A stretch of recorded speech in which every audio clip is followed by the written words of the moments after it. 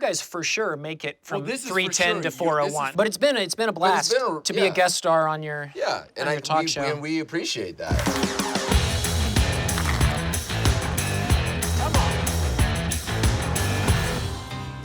Dad, have a good day. Leave them all out of those. The final day of shooting. We had that ending on the end day for us, and like a great place to catch your like breath. Pause the movie when you have to get some something really crazy happen on it. Take it in. And it's almost like it doesn't feel like an ending in part because it's just a beginning. Like So they've it's just neck break. taken the brand. But also how selfish we are thinking about like us for that. What about like the 5 main characters who are in imminent death? Right, we're sitting here talking about our burn cream. I don't know what that is. Don't. They blew up Kelly. I went to the prop guys, or the special effects, and I was like, so, give me the proximity to her face was this bomb. Like, is that survivable? I mean, I was asking Because everybody. it took down the whole building, and somehow she's holding the box, but you'll be back. I don't know what we're gonna do. Do you have any clue? I'm lying face down in the dirt at the end of this shit. It's a whole new show. Like, so much is uncertain so at the many end of variables. 310. It's so exciting, and this world that we've spent 3 seasons building is shattered in 10 minutes. Yeah. JD, boom, gonzo. Luke Grimes, gonzo. Like, John Dutton's legacy is in more danger than it ever has been because he's lying in the dirt bleeding. Right. And his greatest soldiers, his like most powerful allies, are laid low in 10 minutes. So Rip is turning to Jamie. Jamie seems to also have closed the door on John Dutton. Rip, I don't think you should call me anymore. Tell me, how do we save? How do we? Get me out of here. Maybe that's why we got Brandon. That's a Knight Rider reference. You were too young for that. It's far too young. Jesus You just aged yourself. Laramie, seriously? How did you feel that when we walked into the bunkhouse and we saw Laramie and Mia there, and then to know that obviously Mia is now accounted for, and it's Laramie, and to now have Lloyd be the person that Laramie decides to pick, how did, like, especially for Ryan in that situation, how did that make you feel? And then afterwards, when it wasn't Lloyd, then it was Walker, how did... Listen, I mean, I think I understand your question. It was like, hey, what do you think's up with that? And it's like, okay, imagine. Allow me to paint for you a scenario. I just want to paint a more colorful picture. How do you feel about Laramie ditching Lloyd for Walker? That... And overlooking you. Her picking, Lloyd just to begin with. I need this whole dynamic explained to me. Right. Like looking around the room and going, that one. That's a kick in the nuts. Right. Like, but I'm big boy, I can take that. That's cool. I got to start rodeoing again. Waking up and realizing that she then had, like, second pick, that is shocking to me. You feel like the last kid on the basketball team. It's like, just, hey, I'm... Like an alternate. Come on. Yeah. And so then I'm just like, God damn that guy. He's got a cool hat and he's pretty handsome and he's fucking the guitar.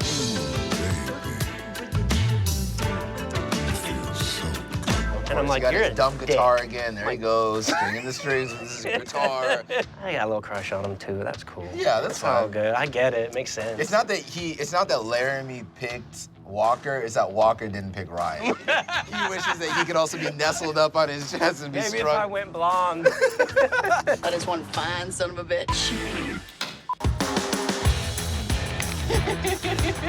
Hello, welcome to Stories from the Bunkhouse, the segment where we play fake poker and talk about our jobs. And we are the Bunkhouse Babes. And we are the Bunkhouse Babes.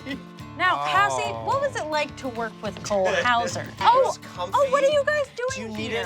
I thought, welcome to the show. Welcome to the show. Thank you so much for coming. No, So thank nice you to be so here. much. Thanks for warming up this chair. I remember very specifically the first time you met Ryan Bingham. Will you guys talk a little bit about working with him? We only worked together for one day, and one of those days was a scene that was kind of a forced intimacy, and I think, you can have your hesitations with that stuff, and then you meet him, and he's like such a mellow, kind dude that I was like, oh, this is gonna be fine. He's a classy man. I like him. The first day I got to see him with you, he was like playing music and we went down and saw a couple takes. I'm a big fan of his music, and my first experience getting to see him was literally getting to like see him play. You know, I have to credit Yellowstone because I kind of got hip to his music from the show and seeing him play on the show, and I was like, oh, that dude actually, like, you can tell he's, you know, not just an actor. Yeah. I want to bring up how you give him this choice to be something different. Do you know what a brand means? It means I'm a part of something. No, that's not what it means. You brand something so that if it gets lost, everyone knows who it belongs to.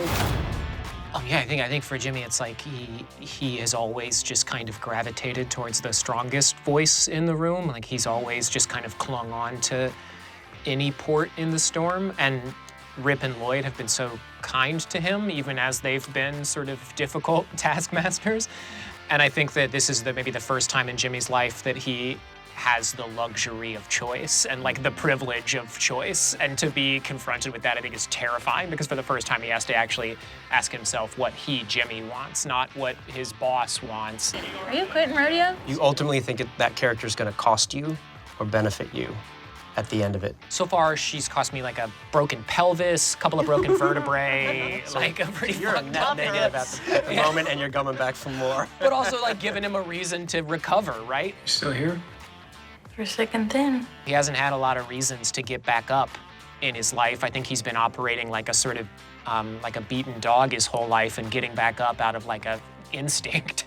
And for the first time, I feel like he has a reason to get back up. That's nice. That is nice. I really like that. When I saw you rodeo, I saw a really happy man.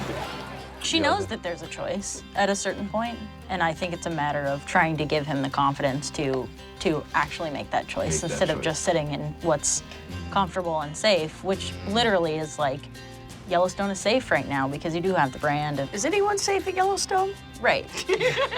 Right. And I think to a certain extent, like Rip tells Jimmy what to do. Rip gives Jimmy a sense of belonging, community, but he tells him what to do. What, this is your way of telling me not to rodeo? It's my way of showing you why you shouldn't.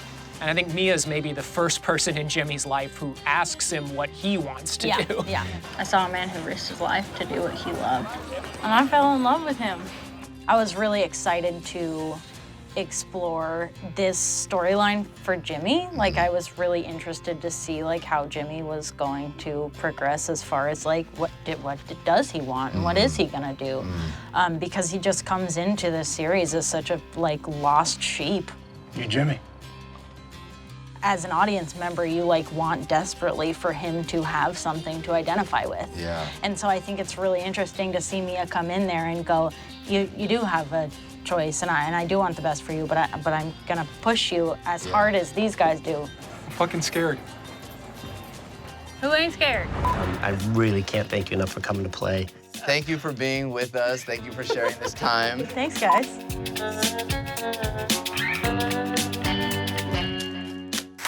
There is no such thing as morality. There's own the land, and there's lose the land. I think there's these incredible parallel stories happening with John and the Duttons, and then Rainwater and the sort of army that he's assembling to fight his version of this war.